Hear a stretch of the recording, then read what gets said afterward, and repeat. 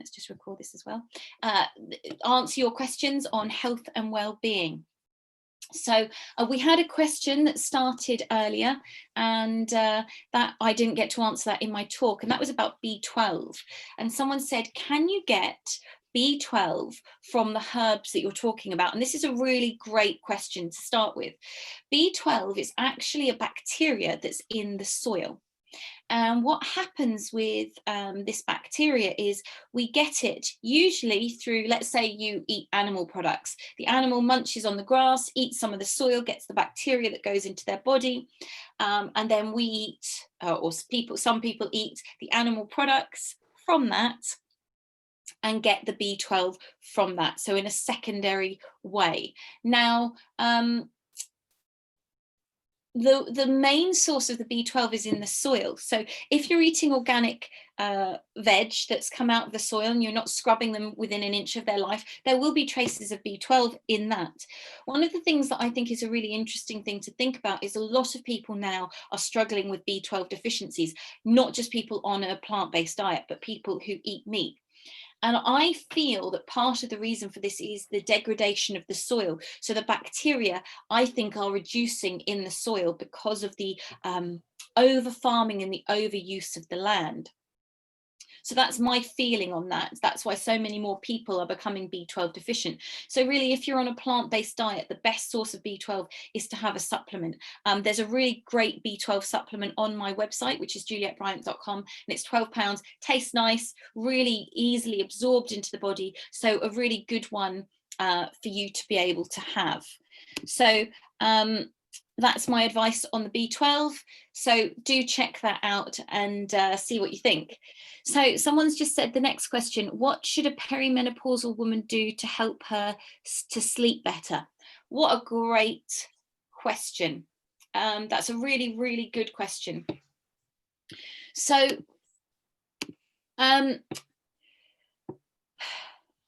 hormones, as they fluctuate, what happens is obviously this can cause hot sweats and sometimes peeing more and just an uncomfortableness in the body.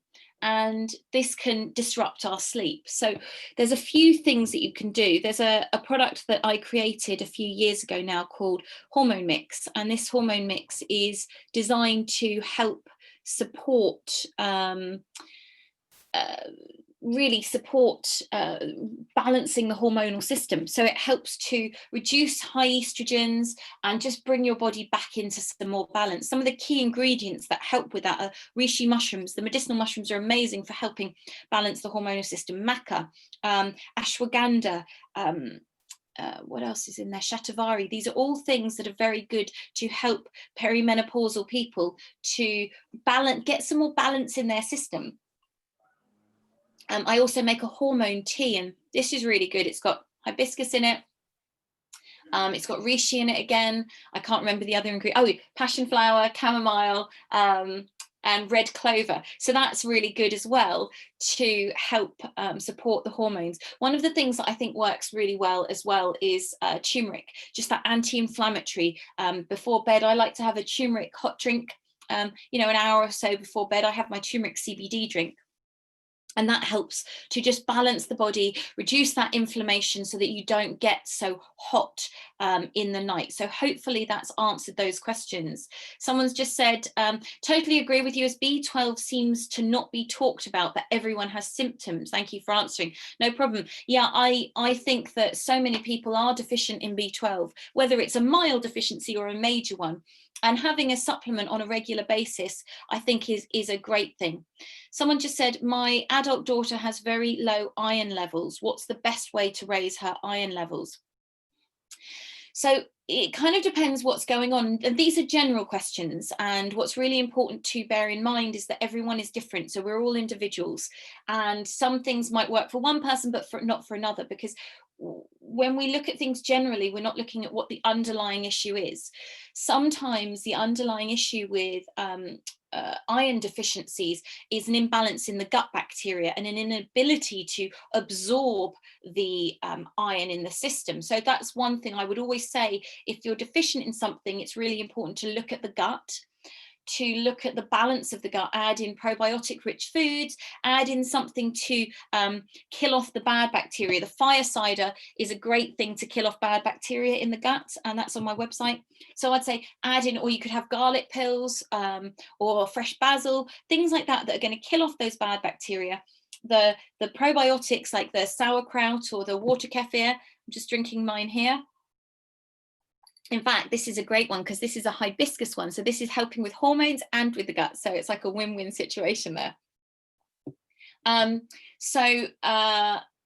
the iron, one of the things that really works well is combining it with vitamin C. So for example, in my super green mix that I make, it's a combination of things like nettle, wheatgrass, chlorella, spirulina.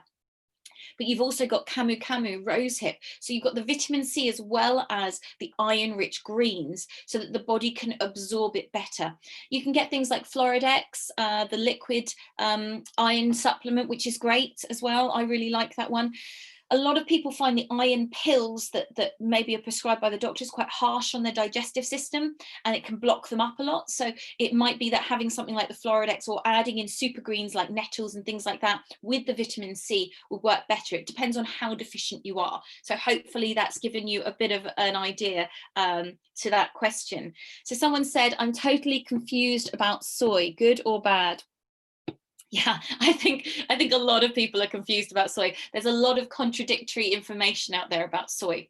So I can speak from my research that I've done, and what I feel and believe is that, and I wrote an article on this a year or two ago, but is that soy, when you look at the cultures that have soy, such as Japan, large amounts of soy in their diet. And this is where the notion came in about soy, that soy was important for hormonal balancing, because in countries like Japan, they have very little menopausal issues.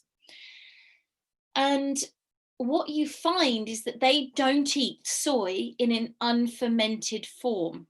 So what this means is that the soy they have, like soy sauce, tamari, natto beans, all of these things have miso, have been fermented. And in that fermentation process, the high phytoestrogens in the soy are reduced. So quite often what can happen when we're having lots of soy products is they're mimicking estrogen in the body. Now, from what I have seen, and again, I'm just speaking from my experience, is that a lot of people have issues because they have a lot of bad estrogen in their system, whether it be from phytoestrogens or xenoestrogens from plastic water bottles, fire retardants, things like that. So people are high on these fake estrogens, which in turn kind of block the body's ability to regulate the hormonal system itself. So I found that when you add in things like reishi mushroom and passion flower and things like that that reduce the bad estrogen in the body, then the body naturally can find its feet and get that balance back into place. Because you look at a lot of cultures and they don't struggle with perimenopause or menopause. This is very much a thing of the Western society and a more recent thing that is going on. So a lot of cultures, it's not an issue. There isn't problems that occur, but we, in the world we live in, we are very high in these problems. And I feel it is due to this high bad estrogens going into our body and the huge amount of sorry, I just lost my train of thought reading a question. The huge amount of hormonal imbalance that people have. You know, there's birth control pills in the water that people are drinking. There's a myriad of different ways that our hormonal system's being attacked. One of the other things that I think is really prevalent and going on a lot with the hormonal system is that a lot of us are living in a very stressful state. We're in high fight or flight mode. Our cortisol levels are quite high. And what happens is when your cortisol levels are high, you can't produce the other hormones properly. So this fight or flight, this high cortisol, is actually blocking us being in balance with our hormonal system. So, you know, it's quite hormones are quite a big topic, but, you know, that's that's hopefully given you a little bit for both of those two questions, separate questions, but they're linked in together, given you a bit of insight into that. So, you know, getting the nettles in, getting lots of good fats. One of the things that has been shown as well when we come to perimenopause that's really important is adding in good fats on a regular basis, because we need fat in our body to produce hormones. So a lot of research I've seen, you know, ghee or coconut oil, these are two things that are very important for women as they get to kind of, you know, maybe mid to late 40s. Depends obviously when you started your cycle as to how when you need to start taking these things. You know, if you started early, you're probably 40 or so, you'll need to start making sure you're upping your fat. Avocados, all of these kind of things are great sources of fat to add into your diet to really help support the hormone production. So hopefully that's answered both of those questions for you guys. So I had another question that came into me via email. Let me just pull up the question, hang on, which was saying, if I want to have fennel for my digestive system, how do I best use it? This is a great question. Fennel is an amazing thing to soothe our digestive system, also to reduce flatulence. Fennel's great for that. So what you can do if you're doing that is make a tea with the fennel. I like using the leaves of the fennel plant because they're a little bit softer than the seeds. The seeds are quite aniseedy, and I personally am not a massive aniseed fan. So having the leaves is a little bit more gentle on that level, and that's what I really like. You can eat the fennel seeds as well, and that's a great thing to be able to have. So a few different ways that you can be working with the fennel. You can also eat the bulb. I love it, dipped in hummus, or you can roast it, really nice as well. So fennel is a beautiful thing, or chopped up into salad. So lots of different ways that you can incorporate it in. One of the things that's really simple with something like fennel is you could just get some of the leaves and put them into water and infuse them in water, just normal temperature water. And that then begets a really light fennel taste, and it's a good thing to have with a meal, or fennel tea after a meal to support that digestive system. You know, when you go to countries where they eat lots of spicy food, they give you sometimes little fennel seeds after the meal to help support your digestive system to really digest that food that maybe was a little bit strong for your stomach. Okay, so let's see what other questions we have here. If anyone does want to ask a question, please do type it into the chat box, either on the Zoom or in the Facebook group as well. And I'm checking both so I can answer it from both places. Okay, so another question that I had in was, someone said, how can I boost my immune system to keep me healthy through the winter? So this is a great question. Obviously, this is paramount on people's minds at the moment, isn't it? People are really wanting to stay healthy because, you know, you get the slightest sniffle and people are worried that you might have something more serious. So I think it's really important that we stay boosted as much as possible. One note on this: if you're wearing a mask a lot for your work, please make sure you're putting some essential oil onto the mask so that you're not breathing in a lot of bacteria. Masks aren't recommended to be worn for more than 20-minute periods at a time, and some people are having to wear them all day long. So if this is you, please put some essential oil. Eucalyptus, peppermint, doTERRA do a great one, On Guard. Just put a couple of drops in there so you're breathing that in and it's killing off that bad bacteria. Because I've had a couple of people now message me with chest problems because they've got a bacterial infection, not anything else, not a viral infection, but a bacterial one from the mask, wearing them for 9-10 hours a day. So something to think about. So for me, boosting my immune system, well, it starts with the gut, making sure my gut's in good space. So I take garlic pills on a regular basis. I've got on my website aged garlic extract. It's a great way to take garlic. You don't stink. So that's a really good thing to have. The other thing that I do is I take probiotics in the form of my kefir, and I have sauerkraut with most meals. I have a shot of fire cider in the morning to keep me going, and you can buy this on my website. It's a super brew, which is really lovely, and it comes in these beautiful little flip top bottles which you can reuse afterwards. The other thing I like to do for supporting my immune system is to have things like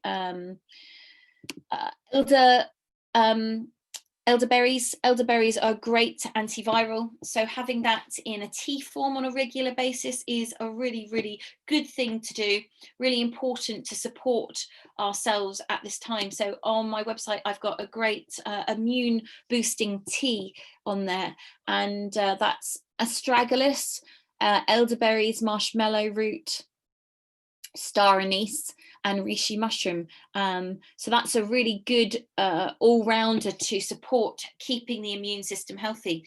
The medicinal mushrooms are like some of my favorite things because they're immune modulators, so they regulate the immune system. So these are really important at the moment. I think that reishi mushroom is one of the most important things that we can be taking on a regular basis to really support good immune function. What else would I do for supporting my immune system? Zinc and vitamin D. We did a song in, I think it was April. Vitamin D, vitamin C, and zinc for immunity. Vitamin D, vitamin C, and zinc for immunity. And then it goes on, and you check it out, it's on my YouTube. It's a great little song that it's really important, those things, you know. Vitamin D, so many studies show the importance of vitamin D on the immune system, so totally recommend that you get on the vitamin D, especially now that the sun has gone. It's really important to supplement that. I've got a great vegan one on my website, and if you're interested to know more about supplements, I did a series of videos, my 21 top supplements, which are all on YouTube, individual videos about the supplements that I think are best and why, and where you can get the ones that I recommend. So have a check out of that, because it goes into great detail about vitamin D and zinc, really essential for supporting our immune system. Vitamin C, you know, we should be having vitamin C every day. It's water soluble, so it dissolves in our system quickly. So we need to be having that every day to support our health and our well-being. So a really key thing to be getting in. I've got a great vitamin C mix. It's a powder, and I just put that into the smoothies every morning. You can just add it to water and shake it and have it like that. And it's all made from natural plant-based vitamin C. So it's a natural form of vitamin C. So it's very easy for your body to absorb it. It's bioavailable because it's not synthetic. So do have a look at that. There's a special code called Rosehip, which you can use to get it for £20 instead of 25. So do check that out. Okay, next question. I'm going to breathe as well. I'm talking really fast. I always do that in these talks. I talk so fast because I want to get all the information out before the time runs out. So the next question, any suggestions on natural ways to fight a tooth infection? Great question. So one of the things to do is oil pulling with coconut oil. What I recommend, we had this, my husband had an abscess a few months ago, and he was in so much pain, and he had booked in to see the dentist, and he was going to have his tooth taken out.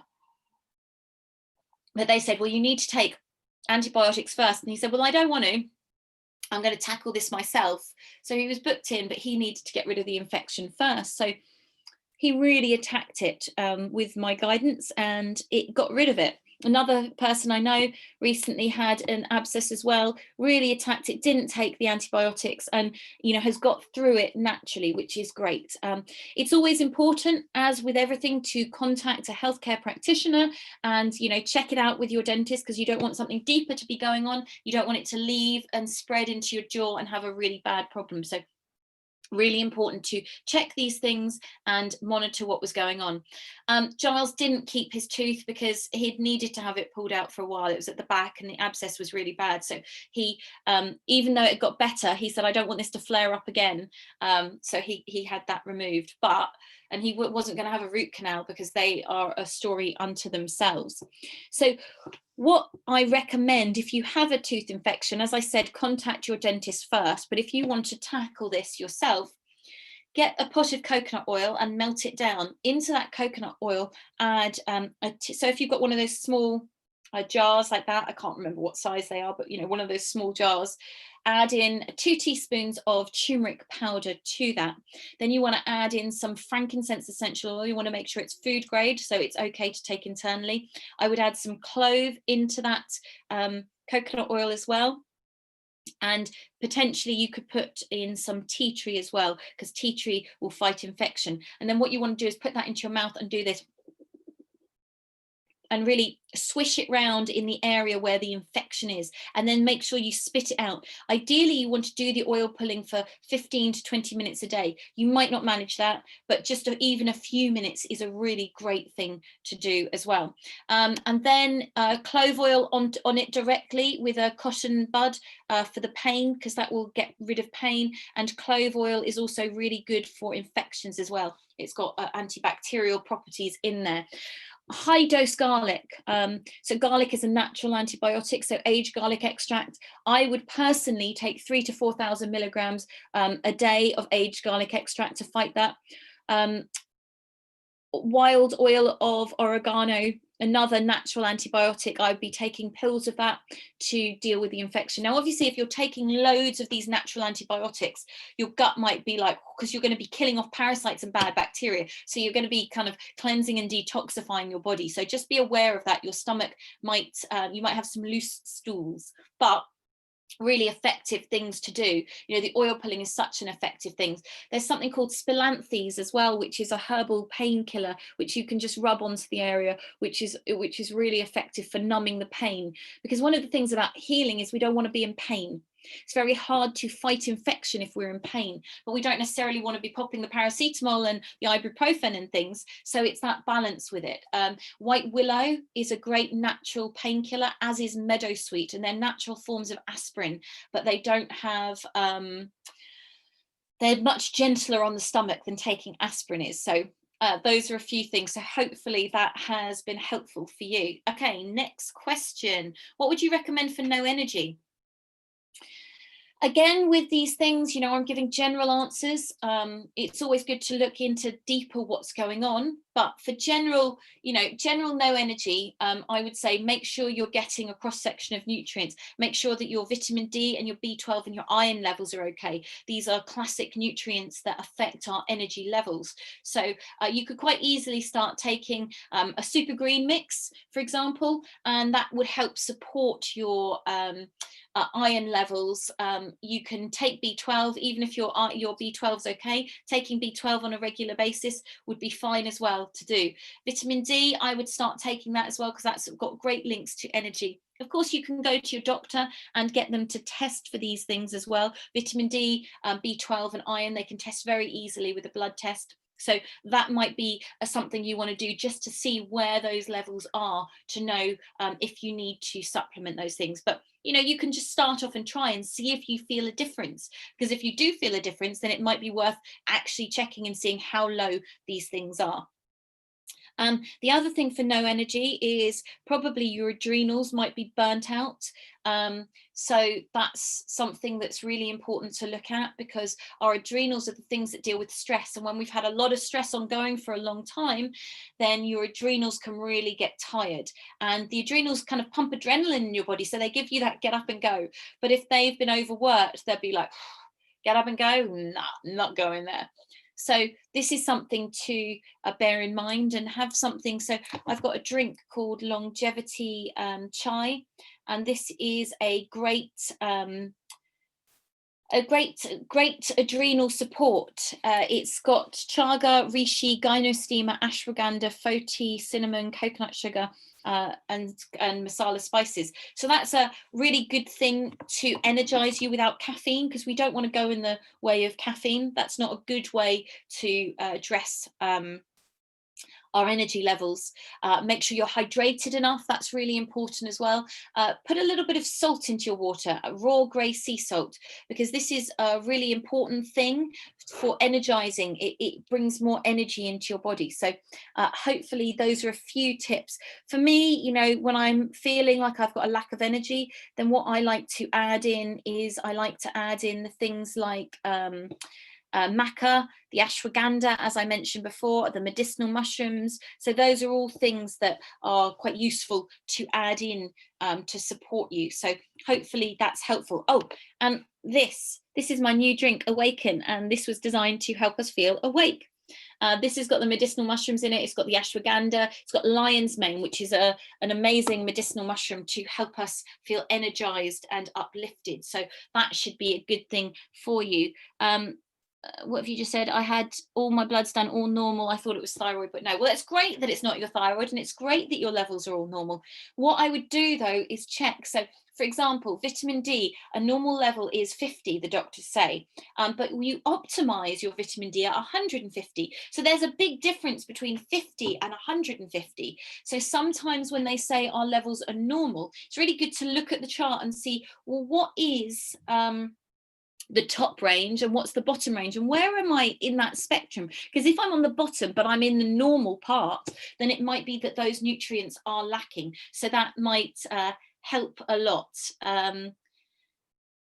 So I think maybe water, as I've gone off it lately. Yeah, water is such an important one. It's so beneficial. Someone said getting the content and proportions right is so important, as you say. I'm concerned I might get it wrong. Can you, for example, make up a remedy for, say, toothache and post it on? Totally, I could make up something to help support you with toothache. Yeah, that's no problem. Just send me a message and we can have a chat about that.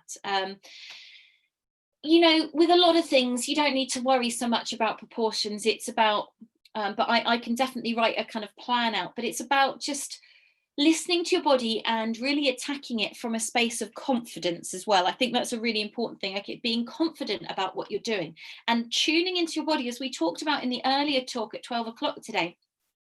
Tuning into your body is a really important thing. And I think that we've come to a space where we don't do this so much. So getting back in touch with that is really important. One of the things that I do is I run mentorship programs, so 3-month programs, either in a group or as an individual.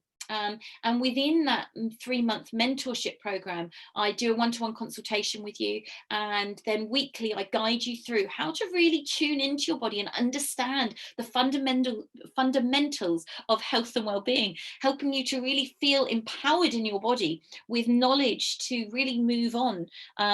So I'm just opening up the next round. So if anyone is interested, you can book on a free call with me to chat about it and see if it's something that you want to explore more. I've got lots of lovely online courses as well you can check out. My books, Superfoods and How to Use Them, and Divine Desserts, are all on my website. So do check those things out. As always, it's been a pleasure to be here with Life Arts. Thank you very much for having me back. Always love to be part of it.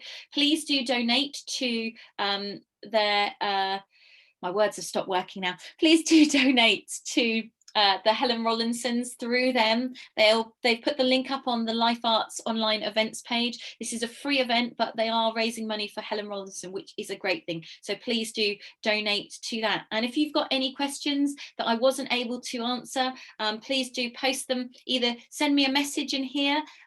You can also, yeah, let me put my website up. My website, you can register on my website. I don't send out too many newsletters, but you can check out my website there. Click to book for a free call with me, as I said, and my shop's there with lots of different products. Most of them I make myself, which have lots and lots of love and energy in there. So do check it all out, and thank you so much for joining me. You can follow me also on my Facebook page, which is julietskitchen.tv. And I hope you have a wonderful rest of your day. Thank you very much. Okay, now let's see if I can end all the things at once. So stop.